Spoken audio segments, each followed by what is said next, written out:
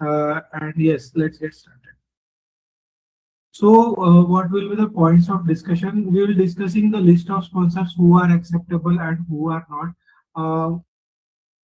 What one should refrain from getting sponsorship for Australia recruitment, the income documents and the latest updates, like what is accepted, what is not accepted, how recent the documents should be, or how what kind of registrations are we looking for if there is any business, or what kind of documentation is needed at the salary stage.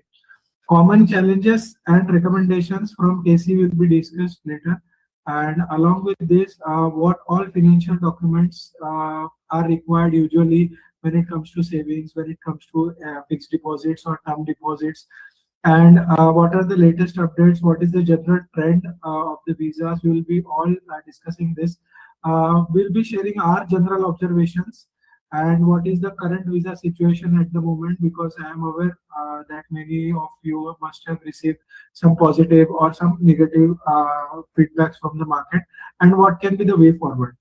At the end, after the presentation is over, I will try to cater all the questions in the Q&A section.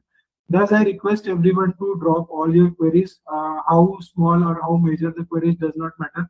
I will try to cater all those queries at the end of the slides. Okay. So the list of sponsors, who can sponsor the student. Here you can see that I have highlighted uncle and aunt in red, rest all are in black. It's just that many of the universities following the visa success ratio of their respective universities has come up with their own mechanism, and are asking for sponsorship from 3 to 4 sponsors, maximum of 3. In the rare case, they are accepting 4 sponsors. Parents, siblings, and grandparents should be the primary sponsors.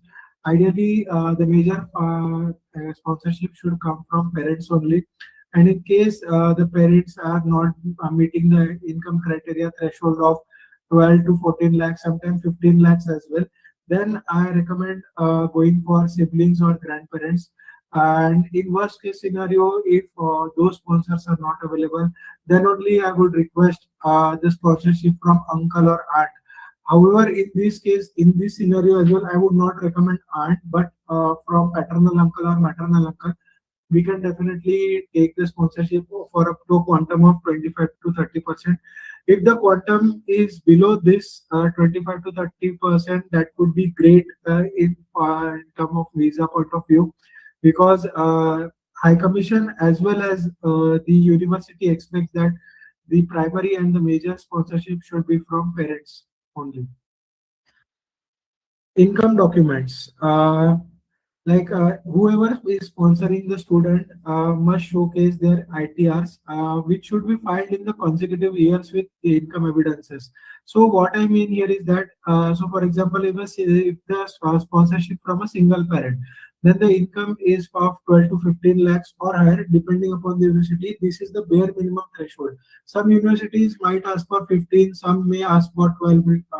That depends upon the universities. So universities do not give these kind of guidelines in writing, but do share this kind of information, like I am sharing in the form of webinars or via the verbal communication which we do on them on a daily basis. The combined income of parents should be 12 to 15 lakhs or higher, if depending upon the university, of course. And if mother is a homemaker and only father is sponsoring the student, then add additional sponsors such as maternal uncle or paternal uncle or grandparents or siblings. Like I said, the primary sponsorship should be from parents. I'm not saying that don't get sponsorship from uncle, but if the majority of the sponsorship is being catered by the parent, that would be great from the visa point of view. So, and if any one of the parents is deceased, and we are now dealing with like we are showcasing the death certificate of the one of the parents, then definitely add additional sponsors such as uncle, grandparent, or sibling. But the main crux of this slide is that the ITR should be consecutively filed with income evidences. So what I mean by consecutive years is that the ITR only one ITR should be filed in one financial year. So right now we are on the verge of assessment year 26-27. So in case if the student is going for a Feb 27 intake or a July 27 July 26 intake, but on the later stage, then definitely ask the parent or the sponsor to add 20% or 30% more than that of the previous year and file the ITRs accordingly. It is not possible in case of salary income, but it is definitely possible in the business if the sponsor is having a business income. But most probably important is that the ITRs should not have a very huge gap. That, for example, in case the ITR of AY assessment year 25 and 26 was only of 4 lakhs, and now you are filing the ITR of 9 lakhs. So there is a huge gap. So such question might arise that why so much of difference. If there is any kind of capital gain or something which can be documented and can be proven, that is okay. But in case if that is questionable, I avoid and refrain the sponsor from filing such kind of inflated ITRs. Non-acceptable ITRs. So this is also another important slide. ITRs filed in the same year without appropriate income evidence.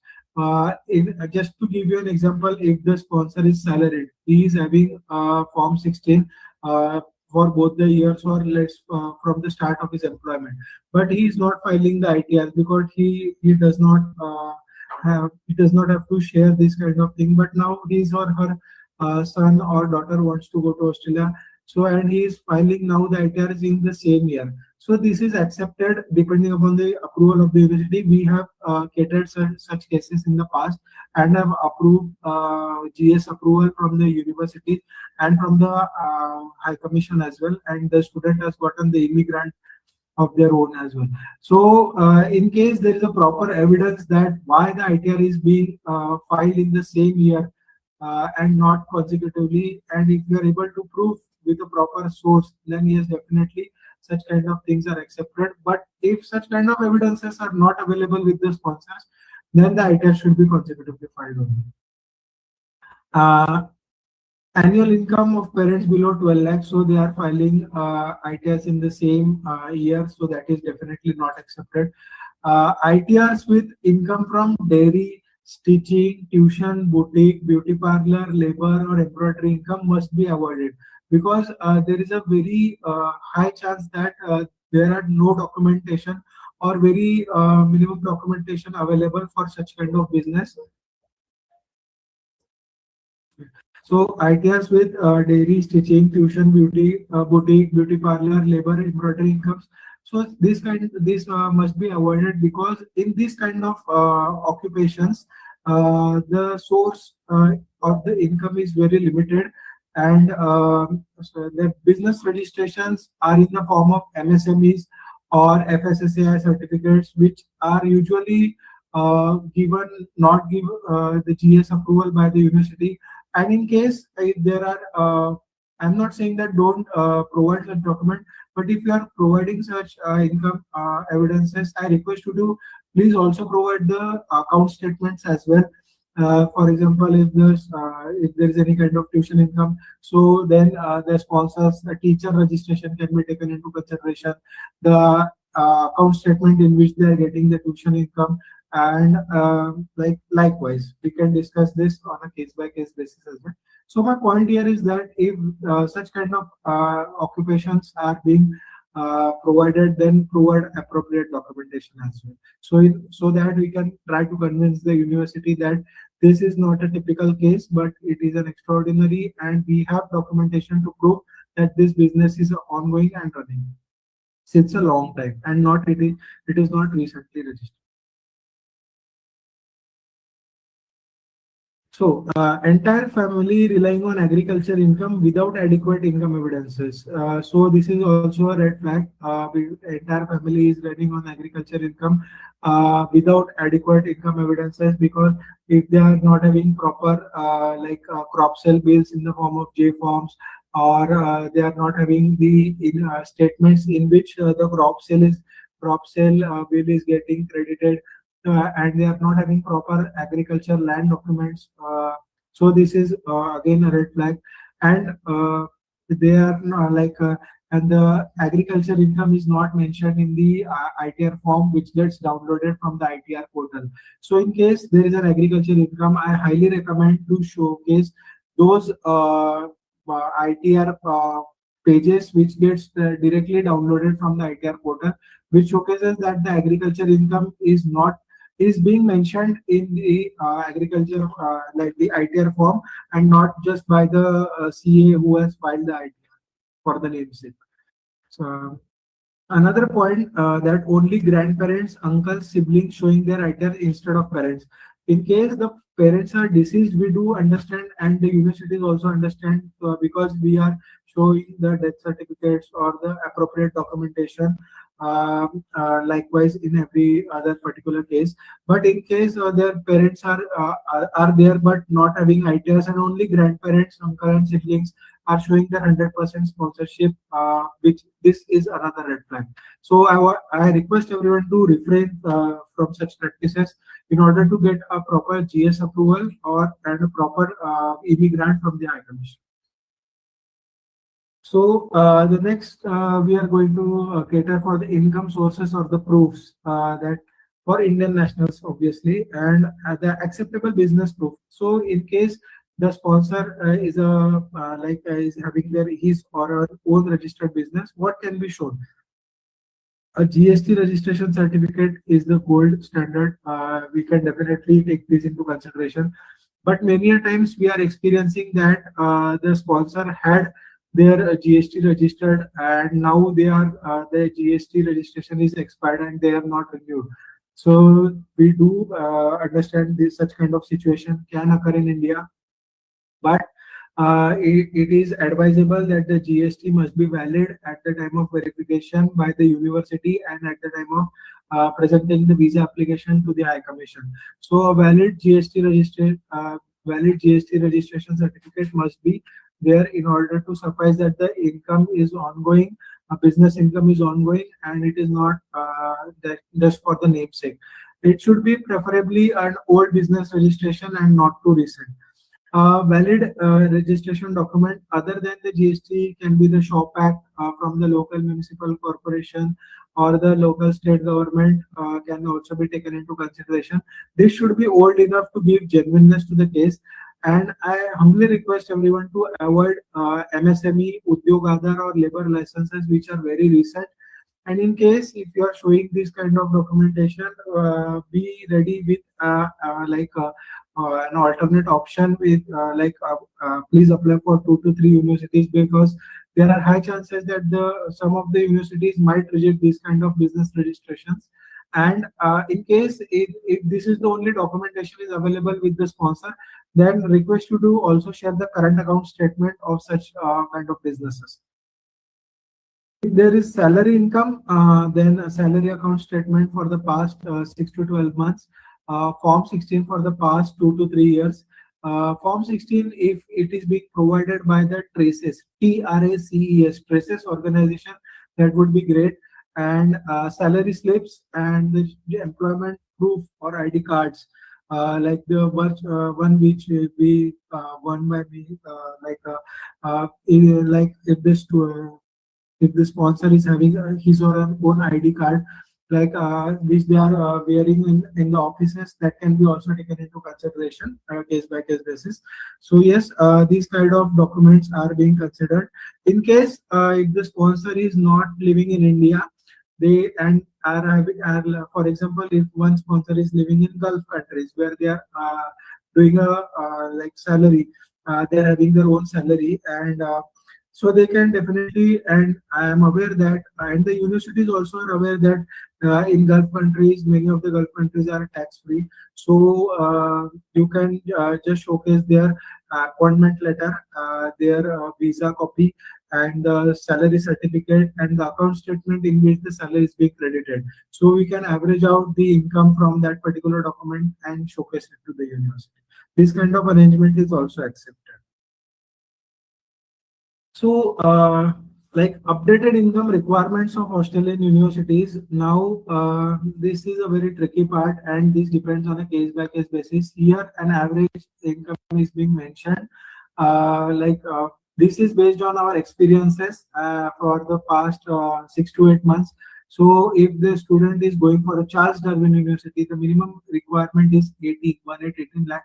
Yes, it is that high. Some of the universities are still in the range of 10 to 12 lakhs. For example, Flinders or for a University of Technology, Sydney.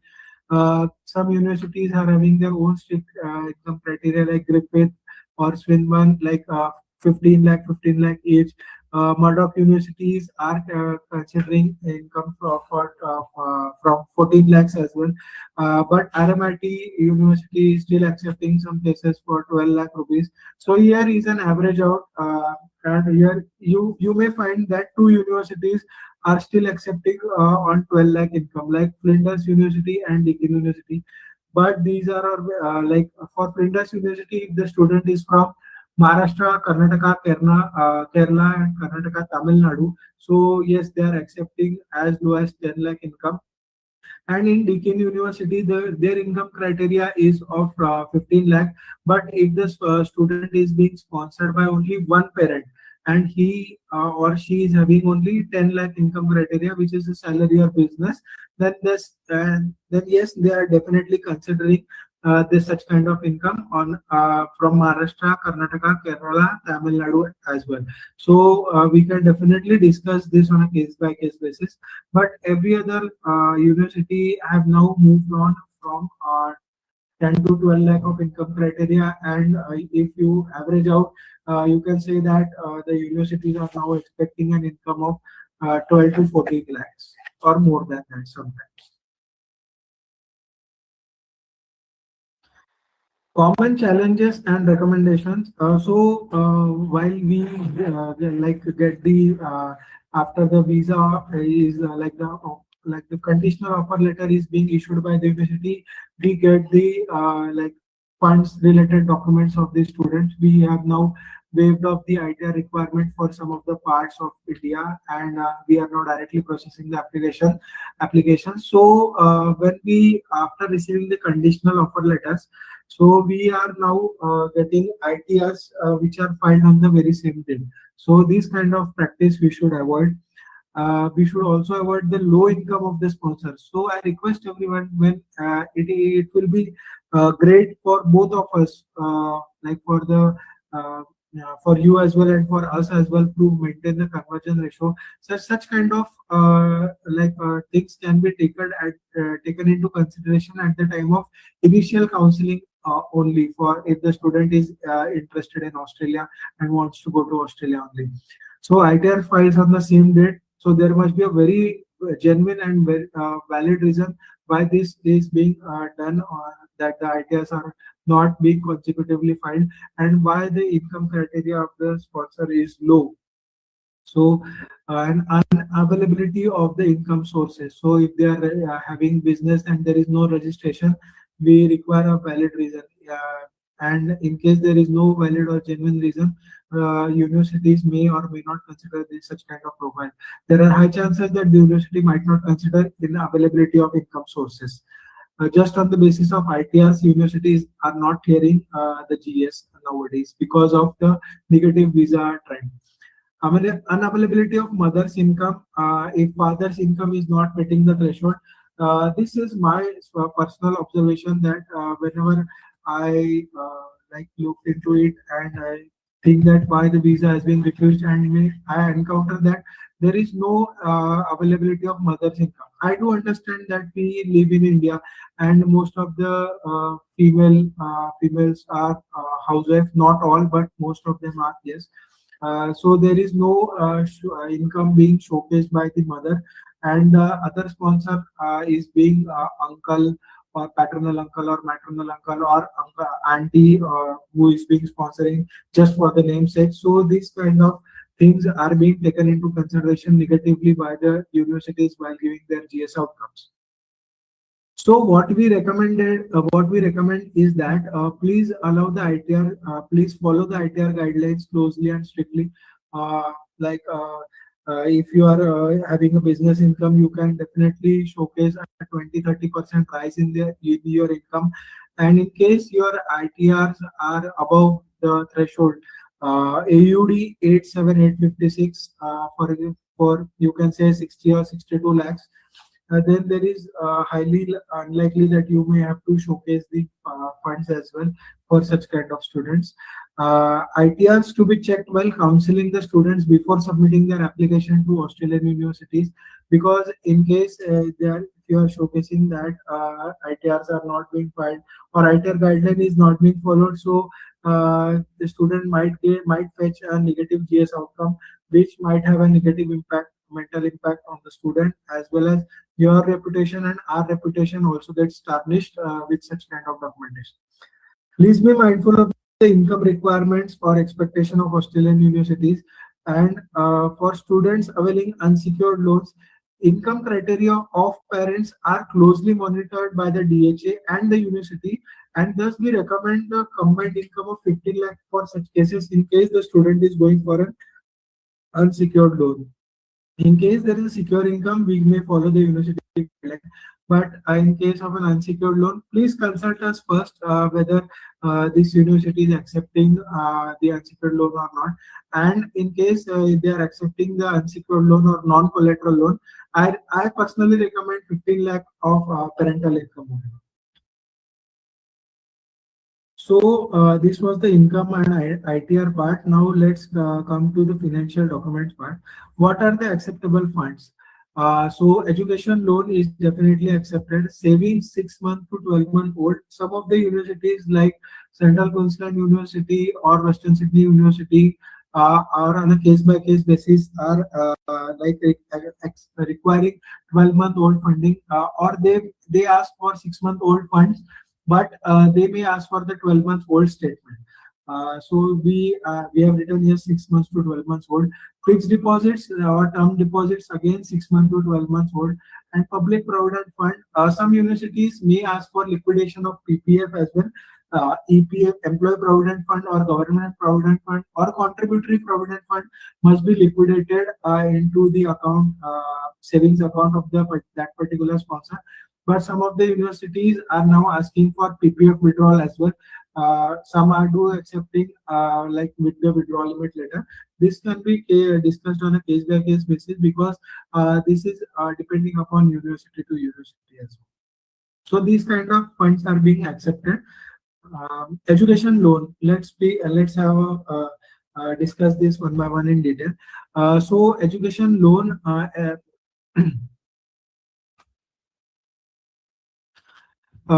Education loan should be preferably availed from a nationalized or private sector banking institution like SBI, State Bank of India, Punjab National Bank, Canara Bank, Axis Bank, ICICI Bank, UCO Bank, Allahabad Bank, etc. etc.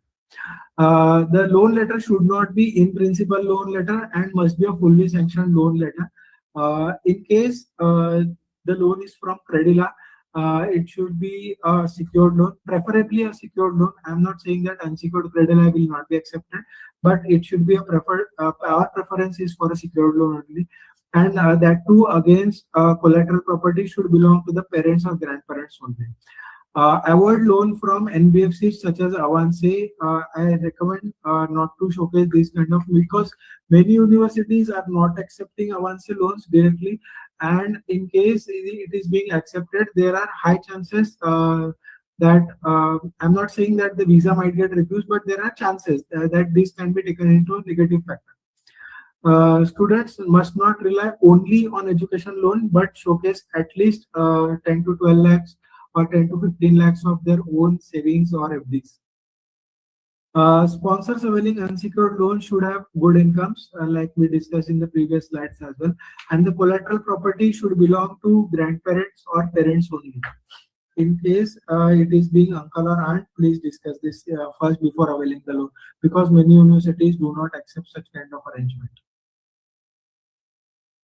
Savings account statement and fixed deposits or FDs or term deposits or TDs. These should be preferably 6 to 12 months old. Some universities are writing on their offer letter that they are accepting 3-month old fund. Then definitely 3-month old funding can be taken into consideration. But that the number of universities are accepting is very small. So preferably a 6-month to 12-month old funding in case. The student can apply for 2 to 3 universities simultaneously. Support any major transaction, usually above 1 lakh, with an acceptable evidence. So, in case in an savings account statement, if there is a transaction of 1 lakh or more, which is being credited and not getting debited from that particular account, then we recommend to showcase this kind of uh, transaction with proper evidence. It is irrespective that this 1 lakh is being an extra fund or an additional fund. If it is getting credited and it is in the account, you will have to showcase source of that particular fund.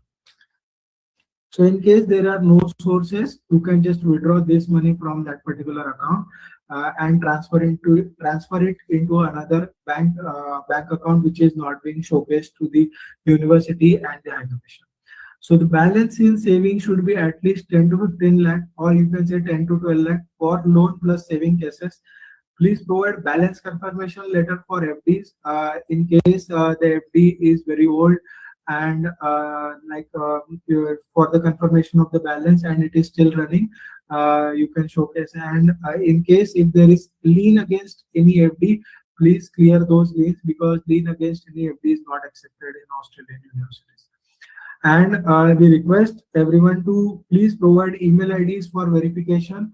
For example, if an FD is being showcased from Axis Bank, we recommend to give the email ID of that particular branch manager or the regional office or the zonal office of that particular FD from which it belongs to, so that we can get that verified. Nowadays, universities are also sending emails with copy to student for the verification purposes. So you can say that KC is also verifying and university is also verifying. So in case the High Commission verifies, there will be no hiccups at the later stage. Loans from Credila.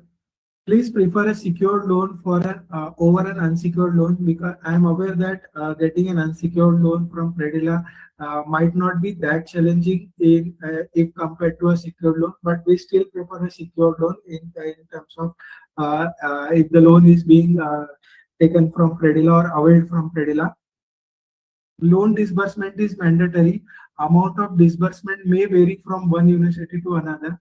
For example, if we are going for University of Newcastle, where it is where they expect that if the loan is from Credila, then 100% disbursement is mandatory for them.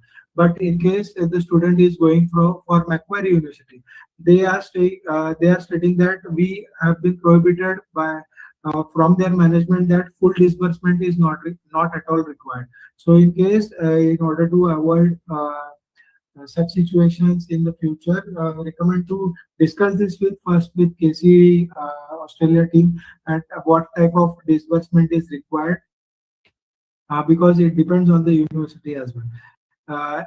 Please do not rely entirely on education loans. I request everyone to showcase at least savings which are strongly recommended by us, and savings worth of 10 to 15 lakh over and above education loan will fetch a positive visa outcome. I'm not saying that students entirely relying on education loan will be getting a negative visa outcome, but the chances of getting positive visa outcome will be on a higher side if they are showcasing 10 to 15 lakh over and above the education loan, and refrain large amount of education loan over 45 or 50 lakhs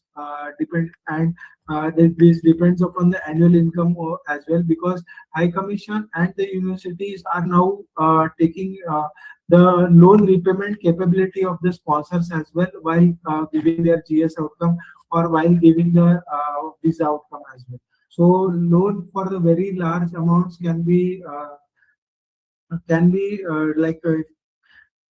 altered in a altered in such a way that we may get positive outcome from both universities and DH.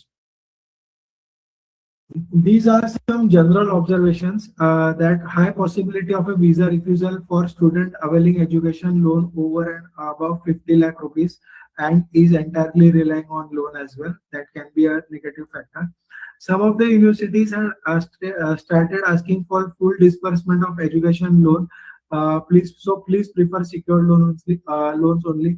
And this condition is not being only for loans from NBFCs like Credila, but in case there is an education loan, universities are asking for full disbursement in case they are having an unsecured loan from nationalized bank as well. Please check ITRs of sponsors at the initial counseling stage, because it becomes very challenging and it becomes very difficult for us to counsel the student at the later stage once the offer letter is issued and the student has made up his mind that he wants to particularly go to that particular university where his or her ITR criteria is not getting matched as per the university's requirement. Please acquaint yourself with financial requirements or the expectation of universities and convey them to the sponsors at the initial counseling stage as well.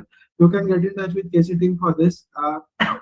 What is the income criteria for this university, whether they do accept secured loan or unsecured loan, and what type of funding arrangement are they going to accept and what not, etc. Please punch the application to those universities where students' financial requirements are being fully met. Like I said, Charles Darwin University have a very high income criteria. So if the student is having only 12 lakh ITR, there are high chances that he may not get likely an unconditional offer letter from this university. So why waste of time and energy and resources while applying for Charles Darwin University? If you have that kind of document, then yes, please, you are welcome to apply. But in case your income is not getting matched, we can definitely apply for some other universities. And this is my personal opinion that in case if you are applying to Australia, please always apply for 3 to 4 universities in advance, because in case any universities reject the GS on the basis of GS criteria, we do not have to start from the scratch, and we do have the conditional or unconditional loan letter side by side or simultaneously. Please recommend the students to be flexible with their choices of universities as per the financial eligibility matters as much as the academic eligibility in Australia. Consult KC team in advance to choose right universities for the student suiting their financial standing, their loan, if they are having only Credila loan, because many universities are not accepting loan from any NBFCs, whether it is Avance or Credila, and some universities are accepting 3-month-old fund while some are 6-month requirement. So you can consult KC team in advance before applying or after application to the universities. And the most important factor which can be you all need to note is that please help KC team to launch the visas within 1 week after the COEs are issued, because if there is a delay in launching the visa after the COE has been issued, there are serious questioning being happening from the universities as well to KC Overseas, and we are being asked for every particular student why the visa is being lodged with delay, and we do not have a proper answer, because many a times the students updated account statements are being pending from student side or from partners end, and there are certain forms required like the 956A, the travel history form, the details of family member forms are or the OSHC certificate for that matter is being pending even after the COE has been issued. So please help KC team to launch the visas within 1 week after the COE has been issued. Current visa situation, visa refusal ratios remain high in Jan, Feb and March months of 2026, particularly from the high risk areas like the Punjab, Haryana, Chandigarh, AP, Andhra Pradesh, Telangana, Gujarat, Sri Ganganagar, Hanumangarh, Rudrapur, Lakhimpur Kheri of Uttar Pradesh. So yes, but even if the visa refusal ratio was high, but we do have gotten some visa approvals as well for students coming from this area. But the thing is that cases visa success ratio and the market visa success ratio has at least 20 to 30% of gap. So for example, if the market visa ratio is 50%, are definitely 75 and 80% and above. The primary reasons based on our cases experiences are that the university India assessment level and the university's assessment level were suddenly changed, and there was a drop in the assessment level of India from assessment level 2 to assessment level 3. So for a brief period of time, India was in AL2, but now it is again being shifted to AL3. The credit goes to all the dubious agents who are launching the visas without funds and without proper documentation. So because of this, the India is again now being shifted to AL3. Then proven recorded history of attrition of universities and region of such states. For example, Macquarie Universities has been encountered with high attrition ratio from northern part of India. So they are being not going very bullish on these particular states, but some, and they are catering to those queries. Like if the student is very genuine and having extraordinary profile, they are definitely welcoming, but not all students with a average or below average income and academic profile are being welcomed. And DHI is expecting students and sponsors to demonstrate robust financial capacity rather than financially that merely meet the minimum requirement. So, for example, if the show fund requirement at the time of lodging the visa is 32 lakh rupees, and if you are showcasing only 32 lakh rupees, it clearly shows that the student is going to contribute to the attrition ratio of that particular university, and might change the provider instead. So high and these are taking consideration this factor as well. And a large number of students choosing generic bachelor of IT or master of IT program or bachelor of business or doing a fresher MBA program. So this is also another pattern which the universities and the High Commission are being focused. So in case if your student is going for a fresher MBA program, we can definitely offer them master of business analytics or some kind of master of marketing or master of finance, such kind of programs. Some kind of niche programs can be taken given to the students instead of giving generic programs like master of business or master of business administration. Of if the student is from IT background, we can definitely give master of AI, master of machine learning, and cyber security and networking, some kind of niche courses for such kind of IT related students. What can be the way forward? International education sector, in despite of this visa success, such kind of visa success trend, has generated a 53.6 billion in export income in the year 24-25 financial year. Australian economy is dependent on this sector, and thus the eventual recovery is highly possible in this kind of sector. There has been some kind of setbacks, but the market is improving now.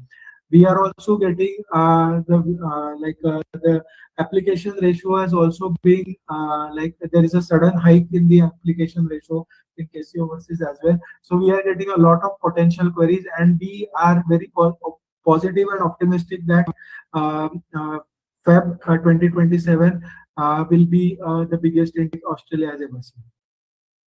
Australia has announced a national planning level NPL of 2,95,000 new international student commencement for the 2026 calendar, likely to be continued in the future, and the outlook remains positive. I am guessing that there will be no dip in the next calendar year, or there can be a 10 to 20% hike in this particular number. And in case the number goes up, the visa success ratio will also be definitely be going up. This is my personal opinion, and your opinion can may vary for this particular fact. Australia is definitely trying to diversify and reduce its reliance entirely on China. And the next biggest source country is India, Nepal, Bhutan, Bangladesh. And so, in case they are going bearish on China, definitely they will be going bullish on India. So, so that was my part. And in case if you are having any query, I recommend you must take a screenshot of this. I am going to provide this PPT who is going to who is going to ask me for this.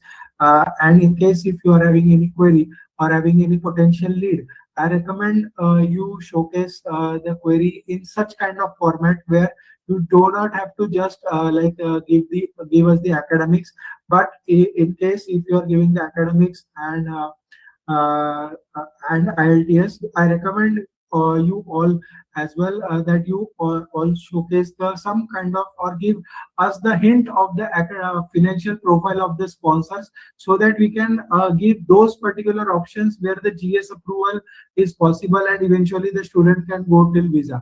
In case the student, like for example, here in this slide, it can be noted that the partner has not only given the academic profile and he is not only interested in this particular course, but has as well given the IELTS and looking for which particular city he is going around, he is preferred going to, and he has also given the financial profile of the sponsors, like the what the mother is doing, what father is doing, what grandmother is having income from, and what is the like FD or savings if they are having, and what is the when they were made. So such kind of informed query we will be answering in a more informed way and with more particular details. So instead of just posting the query in the inquiry section of course vendor, in case if you are in case the query is being put with such kind of details, it will be very beneficial for all of us to give those particular course option where the GS outcome can be positive. Yes, that's it from my end. You can just scan this QR code and request me for the slides. And in case if you are having any kind of query, you just drop in the Q&A section. In the next 5 minutes, I will be catering to those queries. Thank you.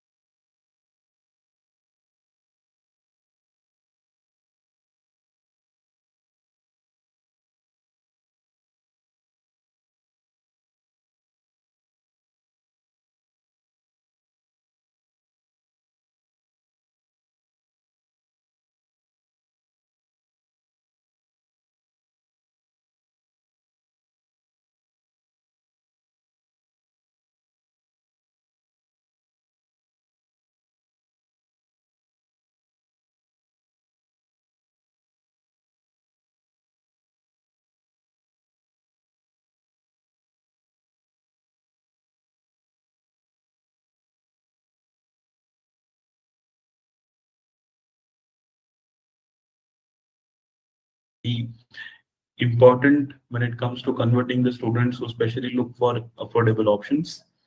Yeah, I'm Ritik Agrawal. I'm the Senior Manager Operations here at KC Overseas. I basically look after the entire operations of the North and the West region and the learning and development part. So this presentation, like I already mentioned, Australia is usually considered as a 8 are the group of should one choose Australia as the globally recognized degrees and top ranked institutions. Australia is home to 9 universities, which are in top 100 universities of the world, uh, out of which 8 are the group of 8 institutions as we know them, and the ninth is UTS, which is University of Technology, Sydney. Apart from this, Australia has multicultural and safe environment. Australia is home to some of the most livable cities in the world, like Sydney, Melbourne, Brisbane, or even if you're looking at regional cities like Adelaide and Perth, these also have very good. These cities are also quite livable and fall in the top 20 most livable cities in the world. Post-study work visa opportunities of up to 5 years, one of the highest offered compared to other global destinations like US, UK, Canada. The purpose of today's webinar is to identify affordable study options in Australia and share some insights on fees, scholarship, and living expenses. So here we go. First of all, we should understand what is affordable in Australia context. Affordable to some maybe a tuition fee which ranges between 50 to 20,000, but if you want a university, not a private college, then affordable will be somewhere between 25 to $35,000. Okay, not 20,000 or not $18,000. So in terms of universities, when we talk about it is the tuition fee which ranges between 25 to $35,000 a year can be considered as affordable. Living cost, which starting from $22,000 yearly, even though the DHA expect the student to show approximately $30,000. To be exact, it is 29710, but the actual cost of living might be less. So when we consider affordable cost of living, we are somewhere looking at $22,000 yearly. Economical as compared to USA, UK, and Canada. Definitely, that is one of the factors when it comes to choosing an affordable option. Balance between the cost and quality, like I already mentioned, depending on the student's preference. Without any compromise on student's preference, we do have Australia does have some of the other option to offer. Okay. Key factors to consider when it comes to choosing the right university for a student. Students usually have 4 or 5 factors that they choose the best university according which matches their requirement. Okay, so the first can be the location of the university, second can be the ranking, third can be the course which the student is looking for, fourth can be scholarship offered by the university, and fifth can be the prospects of PR. So these are 4 to 5 major factors which student consider when choosing the right university. And to look for a right university, the most important factor can be the budget. So these are the factors that one should consider, which includes annual tuition fees. Okay, like we already saw, an affordable tuition fee would range between 25 to $35,000. This is excluding scholarship. Okay, scholarship offered by the university, if you see, Australian universities are very generous when it comes to providing scholarship. Be it flat 15%, 20%, 25%, a flat amount of $10,000, $15,000. Every bracket of university, every bracket of scholarship is offered to international students. So university you are going to, even the group of eights, have good amount of scholarship that they offer to international students. So a tuition fee which ranges around $30,000 plus a scholarship of, let us say, 20% as well, brings down the cost of studies in Australia by a significant amount. Cost of living, the usual things to consider while cost of calculating the cost of living are grocery and accommodation. Other maybe as per the student's lifestyle, what student spends on their lifestyle, whether it is clothes, travel, or whatever it is. But to consider a general cost of living, one should definitely consider grocery and accommodation as a fixed cost. Location also matters when it comes to deciding to choose affordable university, because major city like Sydney, Melbourne, and Brisbane have a higher cost of living as compared to regional areas. We will see all the cities in Australia which are affordable and the universities as well which will be in the following slides. Part-time work rights. So it is 48 hours fortnight with a minimum wage rate of 24.94 AUD per hour. So student can a student can support their living expenses by a significant amount by working part-time. So The part-time work rights is also significant high when you compare it with other countries, and the minimum wage rate is also pretty high, almost $25 per hour. So key factors to consider again, to sum it up, is the annual tuition fee. We can expect a tuition fee, affordable tuition fee in the range of $30,000. Scholarship offered, what scholarship? 10%, 15%, 20%, or a flat amount. Cost of living, grocery and accommodation should be the fixed amount that should be considered. Location, whether it is major city like Sydney, Melbourne, Brisbane, or a regional area like Newcastle, Adelaide, Perth, these Darwin, Hobart, all these will be the regional areas. Part-time work rights, which are 48 hours fortnight, and the minimum wage rate are 24.94 Australian dollar per hour. This is the cost of living calculator. This is as per the Study Australia's website. It is a government organization. If you go through this website, depending on your lifestyle, what options you choose, you can calculate a tentative cost of living that you may inquire when you study in Australia. Let us say if you choose Australia as a preferred as a city that you would like to live in, considering the accommodation cost of $400 per week, transportation you spend $91 on transportation, food which is outside, I'm assuming to spend almost zero, personal expenses of $15 per week, clothing and entertainment per week. Assuming this kind of lifestyle for a student, for an international student, the cost of living in a city like Adelaide would be around $500. The same lifestyle, the same lifestyle in other cities like Melbourne would cost around $525. In Sydney, it will cost around $510. In Perth, it will cost the same as Sydney. Brisbane will cost almost the same. Canberra will cost around $520. Hobart will cost around $510 again, and Darwin will cost around $499. You can visit this link to show it to your students as well, to calculate the tentative living expenses depending on their lifestyle. So these are the 8 cities that you can choose from: Adelaide, Brisbane, Canberra, Darwin, Hobart, Melbourne, Perth, and Sydney. Cost of living in smaller cities.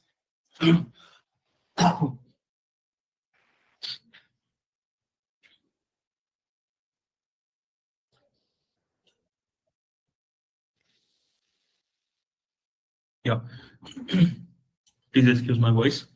Cost of living in smaller cities. So studying in smaller student cities, which are also called as regional areas, offer numerous financial benefits as well. Apart from the longer post-study work visa, there are other financial benefits as well. Like the cost for rent or the accommodation and transport is significantly lower as compared to major cities.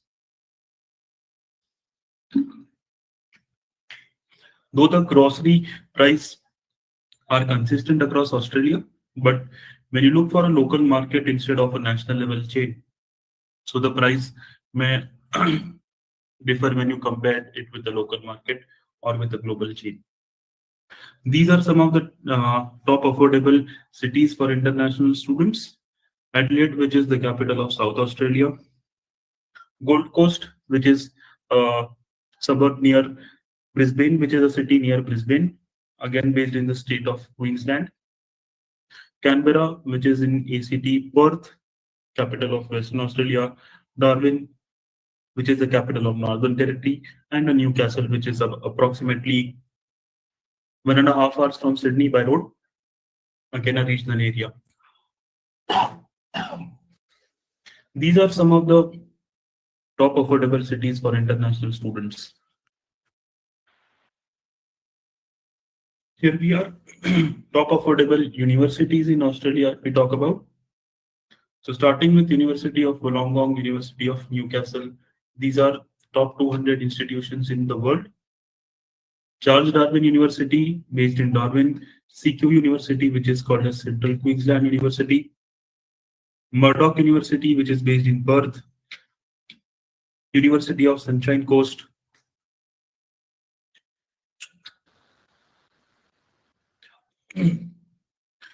based in the city of Sunshine Coast, EIT, which is a private institute based in Perth and Melbourne, ICMS, which is based in Sydney. These are quite a few affordable institutions, including universities and a few private colleges. Talking about University of Wollongong, name is Wollongong. Tuition fee will range between $30,000 to $35,000 a year. Scholarship offered would be 15 to 30% on the yearly tuition fees.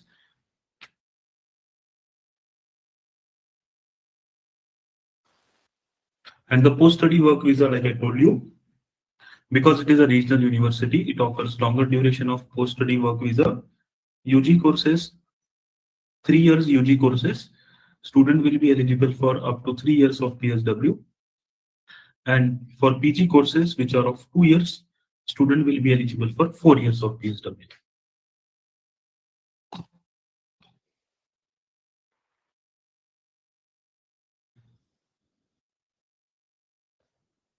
University of Newcastle.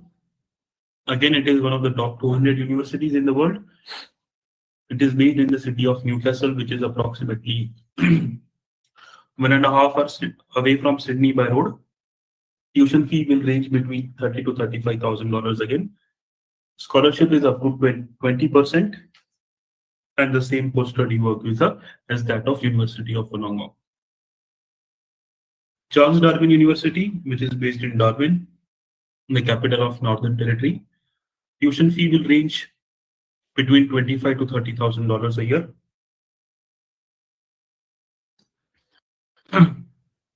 Offering scholarship up to 25%. So even if you see 30%, $30,000 as the yearly tuition fees, on which 25% scholarship, the cost to study at Charles Darwin University is significantly lower. Post-study work visa, for UG courses it is up to 3 years, for PG courses it is up to 4 years. CQ University, it has multiple campuses.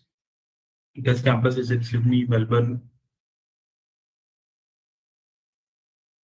and in regional cities like Perth or Rockhampton as well. Tuition fee ranges between $27,000 to $30,000 a year. Scholarship provided is up to 25%. Out of all the campuses of CQ, out of all the campuses of CQ based in regional cities, this is the post-study work visa duration. UG will have again 3 years and PG will have 4 years. Murdoch University, another good rank institution based in the city of Perth, which is also affordable. The tuition fee ranges between $27,000 to $32,000 a year, with scholarship up to 25%, offering the same post-study work visa.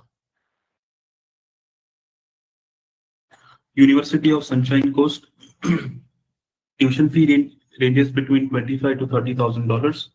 Scholarship is up to 20%, and the same post-study work visa for undergrad 3 years, up to 3 years, for postgrad up to 4 years.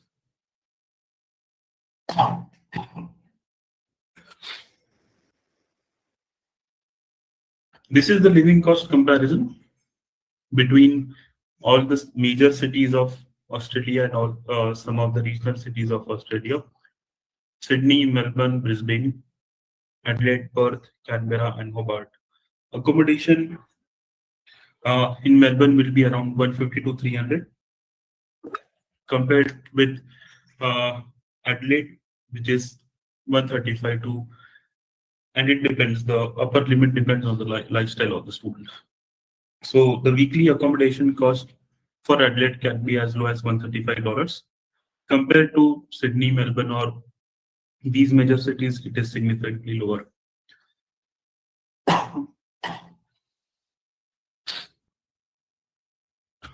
Similar comparison for transportation, food, and entertainment. Entertainment is completely up to the student's lifestyle, but minimum $50 you can assume with a decent lifestyle that the student can spend on entertainment, which includes eating outside as well.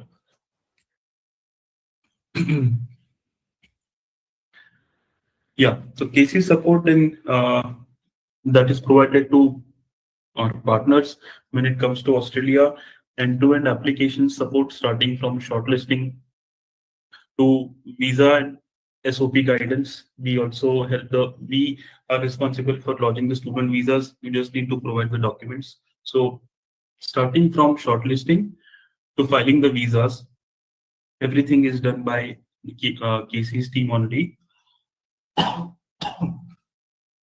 You just have to provide all the required documents as per the university's requirement or as per the DHA's requirement. We do have a few of our requirements as well, which are important to fill the university's application form and to make sure that the student is meeting all the GS conditions with respect to the annual income part as well. Education loan from ELAND and accommodation assistance as well.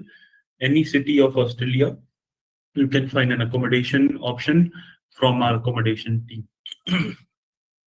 So starting from application till the student lands in Australia, KC is there to support you at every stage. Yeah. So that was the presentation for affordable universities and colleges in Australia. Please first saw what affordability in terms of Australian institutions mean. A tuition fee which ranges between $25,000 to $35,000. Living expenses, which will be around minimum, if you see, around $22,000 yearly would be what can be considered as affordable. Apart from these universities which may provide good scholarship, there can be instances where a university is based in major city or can have higher tuition fee, but with the scholarships that they offer, the cost can be almost same as that of universities that provide which are quite affordable. So just to give you an example, Deakin University, the tuition fee is around $40,000, considering 25% scholarship which they offer to international students who have 75% and above. The cost to study at Deakin University comes down to $30,000, which is quite economical for an international student. So I'm really sorry for my voice. I don't know what's happening. With this, I end my presentation. The floor is open to question answers. If you have any questions with respect to the presentation or any other details as well, please put it up in the question answer section. I'll be happy to cover them one by one.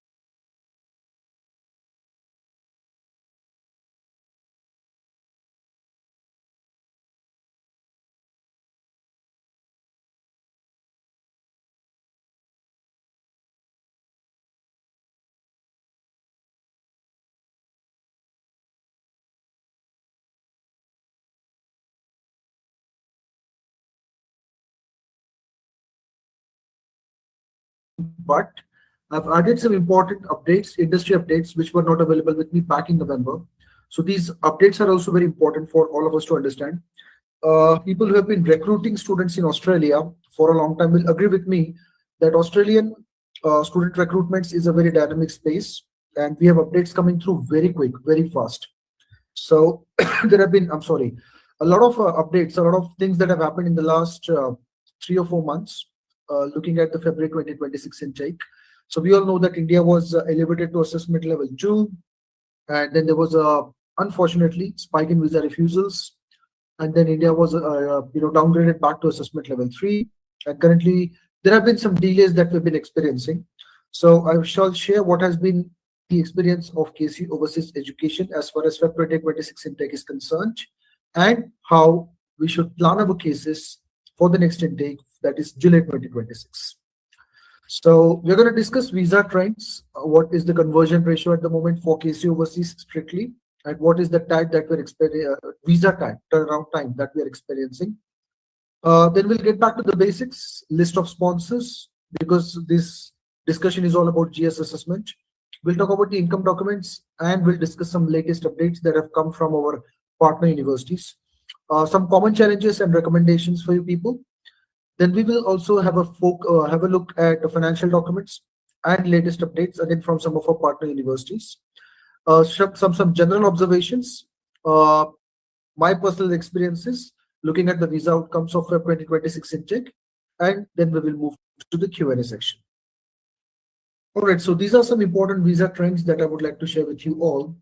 So as of now, as on 30th of February 2026, we are nearing the conclusion of February intake.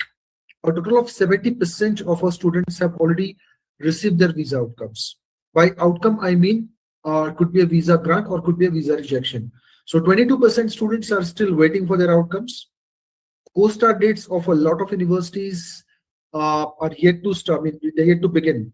So I'm really looking forward to at least 90% of students of KC Overseas seeing their visa outcomes for this intake, so that we can keep the deferrals to their minimum.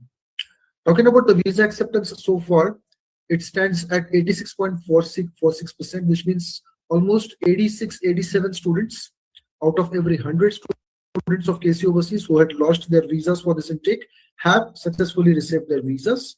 And the visa refusal ratio currently stands at 13.5%. Well, if you look at the performance of KC Overseas for the last year, this is something I've shared with you people previously, but I would like to reiterate our visa success over the last 3 intakes. February 2025 intake, our visa success ratio was 97%. July 2025 intake, our visa success ratio was 99%. So compared to that, definitely the visa success has dropped. However, the silver lining or the bright side to these statistics is that some of you might be aware that visa success of the market, I'm talking about India as a whole, is in the 60s. For the month of December 2025, based on the website of the Department of Home Affairs that I checked, visa success of Australia from the market of India stands at 69.5%. KC, on the other hand, is at 86 almost 5%. So our visa success is almost 16-17, and that is possible only and only because of our strict, I will not say necessarily strict, but because of the way we lodge our visas and because of the impeccable support that we have been receiving from you people. So yes, we ask for a little bit of more documents as compared to the other agents, but it shows in our visa acceptance rate or visa conversion rates. This has been a very consistent thing for KC Overseas, that our visa acceptance or visa conversion ratios have always been a minimum of 10 to 15% higher than that of the market. The reason being that is the expertise that we have gained over these years, the expertise that helps us in lodging visas the right way, choosing the right profiles, of course, and lodging visas the right way, attaching the right set of documents, presenting visa files to the High Commission in a very positive, in a very proper, appropriate manner. And like I said, because of the support that we receive from our close partners like you, who understand the reasons behind the documentation that we ask and support us by submitting those documents. Anyway, now let's have a look at the turnaround time. So roughly 13.69%, roughly 14% of our students have received their visas within a week. 1 to 2 weeks, 12 to 5% of our students have received their visas within 1 to 2 weeks. 23.92, that is almost 24% of our students, that is approximately 1/4 of our students for this intake have received their visas within 2 to 3 weeks. So the largest cohort of students who have received their visas fall in the bracket of 2 to 3 weeks. 13.56%, 3 to 4 weeks. 19.36%, 4 to 5 weeks. 10.11%, 5 to 6 weeks. And then the proportion gradually goes on decreasing. So We have only 3.5% of our students who had to wait as long as 6 to 7 weeks, and 1.85% of our students who had to wait as long as 7 to 8 weeks for the visas to be granted. And minuscule number of students, very few students, had to wait or are still waiting for the visa outcomes for more than 8 weeks. So this has been the general turnaround time. So I can say that possibility of our students getting visas is the highest if their visas are lodged roughly 6 weeks before the course start date. As you can see, based on the statistics on the screen, that majority of the visa outcomes were declared within 6 weeks. 8 weeks is what I'll say is safe, but practically speaking, 6 weeks should be enough. So these statistics will help you people understand how we are going to lodge our visas or how we should plan lodging our visas for February 2026 intake. That was a little bit of an information around the visa statistics for the ongoing intake. I'll be more than happy to share, my experience of this entire intake, because by the time I deliver my next webinar in the next month, February intake will have effectively concluded. So I can let you know how many of the people received their visas, how many of the cases were deferred to the next intake, and what was our visa success ratio overall. The statistics, again, I'm sharing only and only to help you people understand the market trends better. Well, KC Overseas recruits students from all over India. So the statistics that I share with you are a smaller representation of what is happening on a pan-India level, if you understand what I'm trying to say. So these statistics will help you plan your future intakes better. Getting back to the basics, let us focus on the GS assessment. So like I said that there will be a few basic details that I'm going to share, but I'll also be sharing some the latest updates that have come through from the industry, from our partner universities. Excuse me. So sponsors, who can sponsor a student? The list is there on your screen. Parents can sponsor 100%, and they are considered as ideal sponsors usually. Siblings, 50% sponsorship is safe. 50% should come from parents. Grandparents, again, 50% sponsorship is all right. Remaining 50% should come from parents. And what about close blood relatives such as uncle or aunt? Even they are accepted, provided the quantum of their sponsorship or proportion of their sponsorship is not exceeding 1/4 of the total sponsorship. So roughly 25 to 30% is what is accepted. In rare cases, we can try and experiment, take a little bit of a risk and stretch it up to 50%, but that should not be a practice. Majority of sponsorship should ideally come from parents. Let's have a look at income documents and what are the expectations of the Australian universities and the Australian High Commission or the Department of Home Affairs or the DHA as we call it. Not a lot has changed in the last few months, so basics remain the same. Basics are ITRs should be filed in consecutive years with income evidences. So by consecutive years, I mean in successive financial years, 23, 24, 24, 25, 25, 26, and so on and so forth. Single parents' income should be 12 lakhs or higher, and combined income of parents amounting to rupees 12 lakhs or higher is also accepted in Australia. So if father already sponsoring and his income is exceeding 12 lakhs, well and good. If father's income is around 7 to 8 lakhs, mother is chipping in with her income of 5 to 6 lakhs in such a way that the combined income of parents is crossing the threshold of 12 lakhs, well and good. A few more instances, few more examples. Mother is a homemaker, father is sponsoring, then you can add additional sponsors such as uncle or grandparents or siblings. So again, going back to this one. So father is sponsoring, his income is around 7 to 8 lakhs. Please add other sponsors such as siblings or grandparents in such a way that the income the combined income crosses the threshold of 12 lakhs. We also received some rare cases wherein one of the parents is deceased. Then even in such instances, additional sponsors can be added. But please bear in mind that the total number of sponsors should not be more than 2. In such a way that annual income of 2 sponsors should be 12 lakhs or higher. If you want to make the case stronger by adding in a third sponsor, well and good. Let's take an example. Father's income is 8 lakhs, mother's income is 5 lakhs. They are already crossing the threshold of 12 lakhs in this case. But student's sister or elder brother, for that matter, is working in an MNC and is drawing a good salary of 7 to 8 lakhs. You want to add them as a sponsor? No problem, you can add them. But please remember the thumb rule. Income of any two sponsors should cross 12 lakhs. Not acceptable ITRs. Let me just have a look at the Q&A section. Okay, so my voice is clearly audible. Perfect. So non-acceptable ITRs filed in the same year without appropriate income evidence. Yes, I receive these cases on a regular basis. See, the challenge that we face in Australia is that we have to, meet expectations of universities, and universities do not accept ITRs which are filed in the same year in most of the cases. There are a few exceptions. There are a few universities which might still accept ITRs filed in the same year, but like I said, those are rare cases. In a majority of cases, ITRs filed in the same year usually are not accepted in Australia. Excuse me, unless and until an appropriate income evidence is available. Let me take an example. Applicant's father is a government employee. He has been working for the last, let's say, 10, 12, 15 years as with the government, central, state, doesn't matter. He has been drawing a good salary. He has been receiving Form 16 for successive years, which is the reason he never bothered filing ITRs.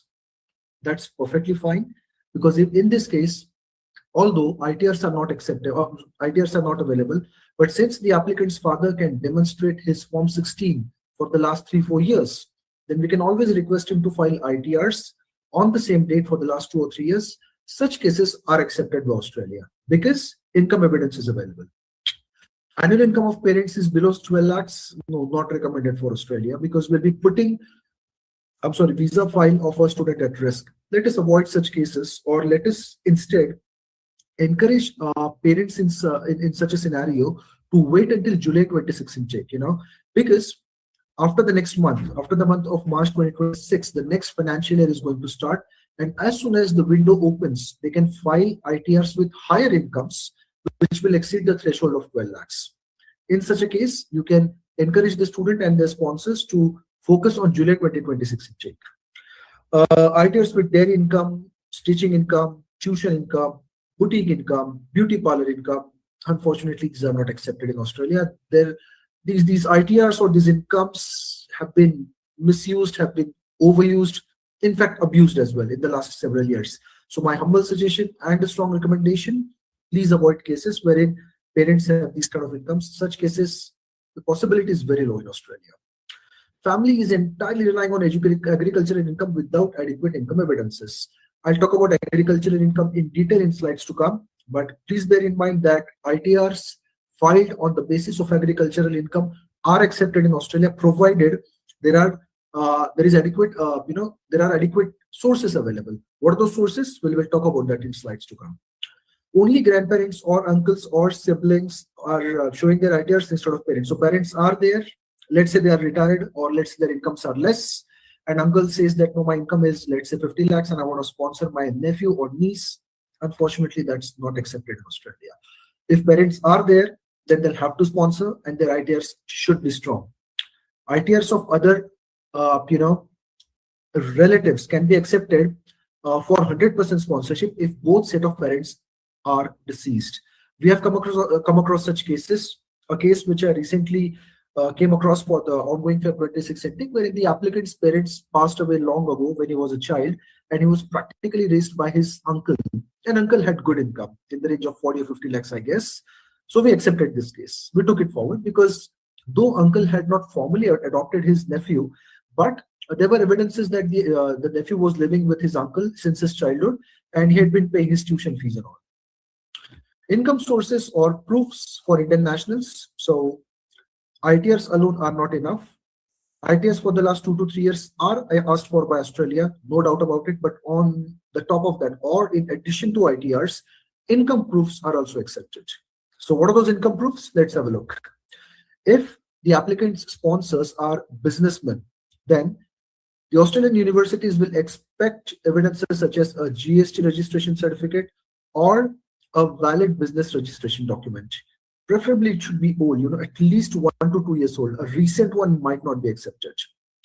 Alternatively, even if a current account statement is available, well and good. What is not accepted in terms of business proof? Photographs alone, or recently made MSME certificates, or shop license or labor license type of certificates. these do not hold any value in Australia if they are recently made. Salary incomes, if parents or sponsors are salaried, then salary account statement for the last 6 to 12 months, or Form 16 and salary slips. Any two of these three will suffice the purpose. Let me repeat what I just said. ITRs are mandatory, but in addition to ITRs, income proofs are also mandatory in Australia. Now let's talk about a few updates. So like I showed you towards the beginning of the presentation, that I'm also going to share some of the latest updates as we have received from our partner universities. So Deakin University shared some guidelines with us last month, and I would like to share those guidelines with you now. So their basics remain the same. Parents' income should be 12 lakhs, but a minimum of 8 lakhs should come from any of one of the sponsors. That's mandatory for Deakin University. So if we are trying to push up a case wherein the father's income is 6.5, mother's income is 6.5, Deakin is not going to accept such cases. They're going to ask for a minimum income of 8 lakhs for either mother or father, and the balance income of 5 lakhs, 4 to 5 lakhs can be of the other sponsor. If the applicant sponsors are businessmen, then they will ask for the audit report or ITRs for the last year. Business registration proof should be at least 2 to 3 years old. Current account statement should be at least 1 year old. So in short, they are expecting or looking forward to robust business documents, not those made up documents just for the sake of it. Agricultural based income. Yes, Deakin will also ask agricultural based income, provided even in such case they want ITRs which are timely filed, which means ITRs for the last 3 years filed in consecutive years, verifiable J forms or verifiable crop sale receipts as we call them, because J forms are popular in the north of India, but in Gujarat or towards AP, Telangana and in Kerala, which are the major agricultural belts in India, the nomenclature might be different. So by J forms, I mean crop sale receipts. So crop sale receipts should be provided, should be verifiable. Agricultural land certificate should be available, and land ownership documents should also be available.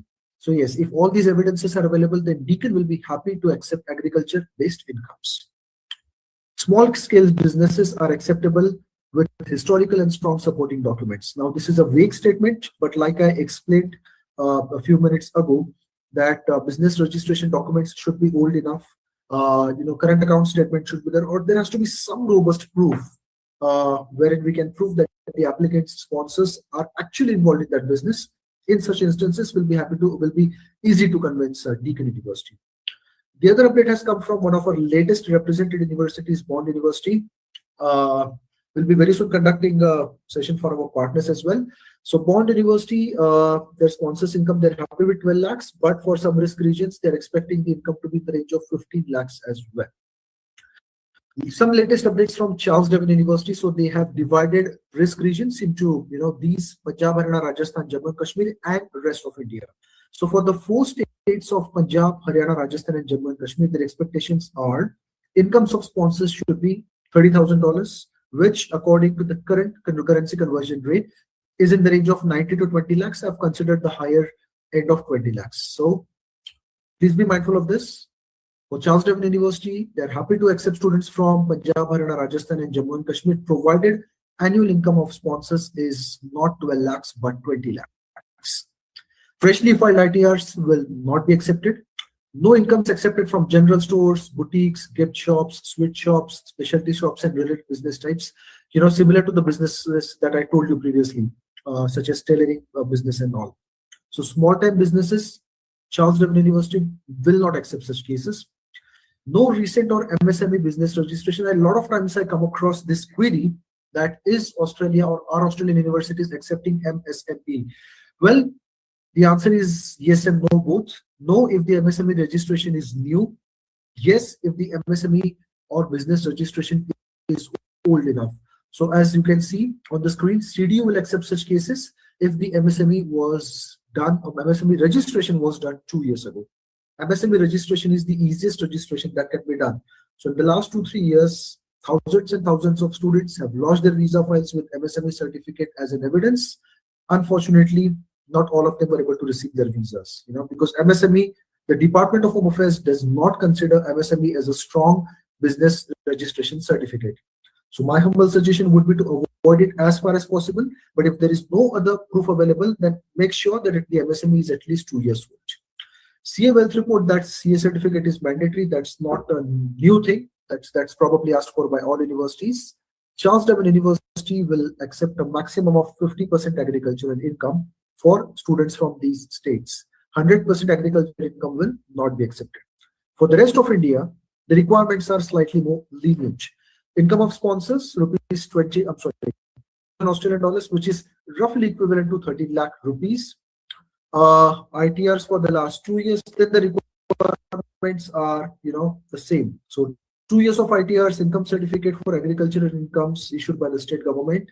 The exception or the difference is for the rest of India, 100% agricultural income will be accepted by them. Charles, CA statement or CA report or net worth certificate, as we call it, will be accepted, but UDIN number is mandatory. See, there can be a lot of discussion around each of these requirements, and I understand that some of you might not be able to understand what I'm trying to say, because this is more of an advanced version of my previous presentation. Totally understand, especially if you're new to Australia. If you're not able to understand any of this part of my presentation, please feel free to reach out to me or to my team. You have those contact details with you. In fact, towards the end of the presentation, I will also share my contact details with you all. Please feel free to reach out. Happy to have a detailed discussion with you and explain to you all these requirements, university specific and general requirements as well. Okay, moving on to the next one. Just give me a moment. Yeah, common challenges and recommendations. So common challenges that we have been facing when it comes to ITRs is ITRs filed on the same date. We have discussed that already. Low incomes of sponsors, again discussed already. Unavailability of income sources. These kind of cases, quite unfortunately, may not or will not get through in Australia, which is why it's very important that you make sure that all these documents are available with the student right at the counseling stage. Recommendations based on our recent experiences. Please follow ITR guidelines closely and strictly. ITRs should be checked while counseling students, the point that I just mentioned, before submitting their applications. In fact, I think we are probably the only major education agency on a pan-India level which is checking ITRs at the application stage. Please be advised that we are not asking for ITRs at the application stage to block the applications. No, that's not what we want. We want business. We want to recruit as many students as possible to help you grow your businesses. The reason we ask for ITRs is to check the paying capacity and to assess the case better. Because if ITRs are not filed the right way, we can reach out to you. My team will reach out to you and will let you know how to file them properly, so that we can structure the case properly, so that the case does not get stuck or get rejected at the GS assessment stage. Please be mindful of income requirements and expectations of Australian universities. Very important. For students availing unsecured loans, incomes are closely observed, and thus we recommend combined incomes of 15 lakhs or more for unsecured loans. In fact, I have dedicated one whole section, one slide for discussion on unsecured loans. We'll get there soon. Now that we have discussed the income part, let us talk about financial documents. Let me just have a quick look at the Q&A section. Yeah, I can see some questions, but no complaints as far as my voice is concerned. Good to know that you can hear me clearly. Moving on to financial documents. Basics, education loans. I'm sorry, the thumb rule. Thumb rule in Australia is anything and everything that's available in a bank is accepted. Let me repeat. Anything and everything, any type of a fund that's available in a bank is accepted in Australia. So what about NBFCs? What about PFs? What about KVP, that is Kisan Vikas Patra? What about NSC, that's National Savings Scheme? What about other methods, other modes of other financial instruments? Quite unfortunately, no other financial instruments will be accepted in Australia. Funds should and must be available in an acceptable financial institution, which is a bank. What banks are accepted in Australia? Simple, easy to remember. All nationalized banks, all private sector banks, and international banks such as HSBC and all, they are also accepted in Australia. What about cooperative banks? No, they are not acceptable. What about Grameen banks? Now, that's a gray area. Some universities do accept Grameen banks, some of them don't. My humble suggestion, if funds are available in a Grameen bank, let's get them transferred to an acceptable bank. or a nationalized bank for that matter. So education loans are accepted in Australia. Savings should be 6 to 12 months old. Fixed deposits again should be 6 to 12 months old. And public provident fund PPF will be accepted with withdrawing limit. Some people get confused between PPF and EPF or GPF. I'll give you a very brief explanation. EPF stands for Employee Provident Fund, which is deducted from private employees like me. GPF stands for General Provident Fund, which is deducted from government employees. PPF is Public Provident Fund. There is no deduction. Any person above the 18 years of age can start putting funds into the PPF account. It's a nice method of investment. Most of you might be aware of it. I believe the limit is 1.5 lakhs per year, and you get tax benefit on that. So PPF will be accepted with withdrawing limits. Let's talk about the education loans now in detail. So education loans should preferably be availed from a nationalized or private sector banking institution. They should be fully sanctioned. In principle, or conditional loan letters are not accepted in Australia. I'm sorry, I should have shared a sample with you, but I'll be more than happy to share a sample as well if you want. Just make sure, talk to the student and to the bank authorities if you have a direct tap with those banks, that the loan should not be in principle or conditional. They should be fully sanctioned. Loans from Credit are accepted, preferably secured ones. Some universities are happy to accept unsecured loans from Credit as well. Loans from other NBFCs. NBFC stands for non-banking financial institution. So loans from other NBFCs such as Avance should be avoided. Of the list of universities that we represent, let me be very honest and transparent with you. There are two universities. Which accept loans from Avance. The first one is University of Newcastle. The second one is La Trobe University. But KC Overseas, based on our recent trends, visa trends, we have proactively or voluntarily decided to accept loans only from Credila if it's an NBFC, and we are trying to avoid loans from all other NBFCs such as Avance, Tata Capital, Prodigy, Poonawalla Finance, Incred, Auxilo, or there are many NBFCs in the market. The credit system has gotten much easier. Please try to avoid loans from these NBFCs. As far as KC is concerned, quite unfortunately, we will not be able to accept. Credila, yes, we'll be happy to accept Credila because see, try to understand the difference, dear attendees. Credila was earlier a subsidiary, a sister concern of HDFC Bank. I'm sorry. So they always used to call it HDFC Credila. So the Department of Home Affairs is familiar with the name of Credila. That's why they trust Credila more, even if it's an NBFC, even though it has now gotten separated from HDFC. But the other NBFCs never had any backing from any credible financial institution, credible banking institution. That's why the DHA doesn't trust them. That's why we should also try to avoid them as far as possible. If you want to promote them for other countries, please feel free to do it. Let us avoid them in Australia. Students must not rely only on education loans. So this is another challenge that we face, that students, to meet the show fund requirement of 40-45 lakhs or 50-55 lakhs, it's a group of 8, they focus on education loans alone, which is not a smart strategy in Australia. Students should have access to a minimum of 10 to 15 lakh rupees in liquid funds, could be savings or could be fixed deposits, which are a minimum of 3 to 6 months old, preferably 6 months old. Please do not rely only on education loans, because the DHA expects and the universities also expect that you should have liquid funds available for your living expenses. So let us face the fact, we all know that education loans are meant for paying the tuition fee, not for paying living expenses. So let us differentiate it clearly. Education loans for paying the tuition fee deposit, for tuition fee alone strictly, and living expenses of 10 to 15 lakhs, 3 to 6 months old for living expenses. That is the right way of structuring of a case financially for a quick GS approval. Sponsors availing unsecured loans should have good incomes. That's really important.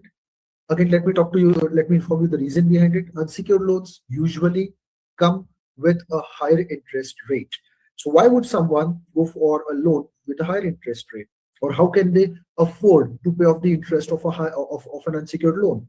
And for that, universities expect, and the DHA also expects. When I use the word expect, please be mindful that I'm not making it a mandatory condition. Unsecured loan plus 12 lakhs of income is not a bad combination. Not an ideal one, but not a bad one. But if it's an unsecured loan, then let us try to aim for higher incomes. 14 to 15 lakhs will make the case secured, safer.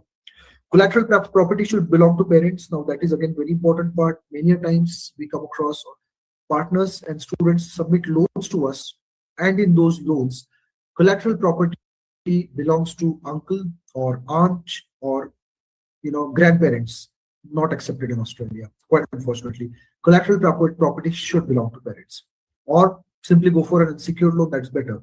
But if it's a collateral loan, property or even fixed deposit for that matter, should belong to parents. Savings account statements and fixed deposits, as I said earlier, they should be preferably 6 to 12 months old.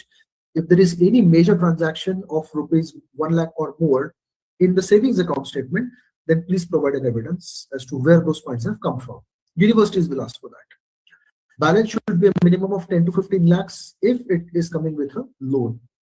Please provide balance confirmation certificate for FDs and email IDs for verification. So these are some miscellaneous requirements. Let's move on. Yes, coming to an important part of the presentation, loans from Credila.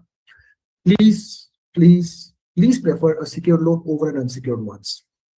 I will not say that again it's an absolute mandate, but this is just my observation based on the recent visa trends. Possibility of a visa grant is higher for students going for a secured loan over an unsecured loan. Doesn't matter whether it is Credila or SBI or IDFC or Axis Bank or Yes Bank or any other bank for that matter. Please recommend your students to prefer a secured loan as far as possible over an unsecured loan. Unsecured loan should be availed only and only if secured loan is not at all possible. Please get the entire loan amount disbursed in. Let me repeat this point that Credila is an NBFC, non-banking financial institution, which means funds which are available or locked in a Credila loan are not accepted by the Australian High Commission, Department of Home Affairs or universities, which is why it is an absolute mandate that loan should be fully disbursed and that loan should be available in a savings account. Usually, not usually, all the time, Credila loans are disbursed in HSBC's account, and HSBC is an acceptable financial institution. So that's why full loan disbursements of Credila is mandatory. Excuse me. Please do not rely entirely on education loans. We have discussed that already. Please avoid availing loans of large amounts, that's more than 50 lakhs. Why? I'll share that in slides to come. Yeah, these parts we have already covered. Yeah, now let's talk about the updates. Updates from Deakin University, Grameen banks and Finacle statements are not acceptable. So Finacle is a software. Let's not use that software. It has to be a proper print of statements. And as far as possible, the statement should be stamped and signed by the authority. Funds should be at least 6 months old. 3-month-old funds will not be accepted by Deakin. Savings are mandatory for non-collateral loan cases, otherwise full disbursement is required. Now, this is an important part, an important point of discussion. Let's read it. Let me read it one more time. Savings are mandatory for non-collateral cases. So, if it's a non-collateral loan and bank says that we are not ready for full disbursement. If it's a loan worth 40 lakhs, bank says we will only pay 1 semester tuition fee deposit. Deakin will say fine, we'll be happy to accept, provided savings worth rupees 10 lakhs or 15 lakhs are available. Otherwise, get the loan fully disbursed. Please remember this condition. Grandparents, uncle, aunt, real siblings, term of sponsorship should not be more than 25% of the funding. We have discussed that already towards the beginning of the presentation. Charles Darwin University. So again, they have divided their GS assessment depending on the regions. For Punjab, Haryana, Rajasthan, Jammu and Kashmir, Credila loans will not be accepted, but for the rest of India, Credila loans will be accepted. See, that's why it is very important that while we counsel the students, we have a very good understanding of GS expectations of those universities. Let's say your office is based out of Jammu and Kashmir or Rajasthan for that matter, and your office, your organization, your company is in a direct agreement or represent Credila.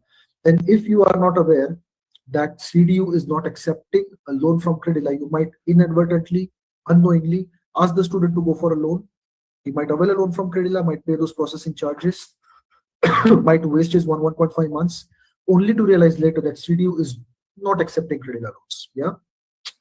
So I was about to discuss that, and I will discuss that in detail in slides to come. But please be mindful of every requirement, GS expectation of Australian universities, so that Cases should not get stuck at the GS assessment stage.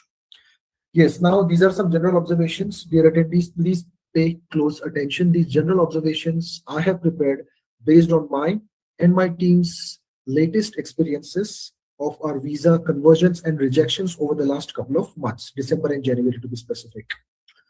Point number one, very important, there is a higher possibility of a visa refusal for students availing an education loan in the excess of rupees 50 lakhs.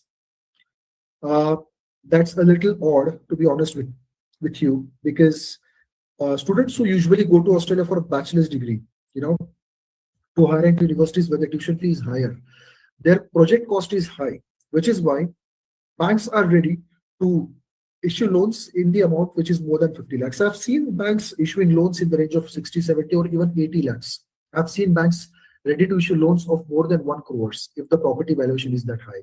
So banks don't have a problem with that. Banks do it. The Department of Home Affairs, I don't know for what reason, seems to have a problem with that. I don't have evidence or there is no official statement from any university, but this is purely based on my experience that we have seen some visa refusals, and the common thread that I've observed was that the loans were in the excess of 50 lakhs, although the overall profile was good. So humble suggestion, a strong recommendation to you all, going forward, please try to avoid loans in the excess of 50 lakh rupees. Let us keep 50 lakh as the absolute limit cap. Loans beyond that may, result in a visa refusal for your students. Next, universities have started asking for full disbursement of unsecured education loans. Please prefer secured loans. So going back to the original discussion, secured loans are better. Unsecured loans should be the last resort. If unsecured loan is the only option, please inform the student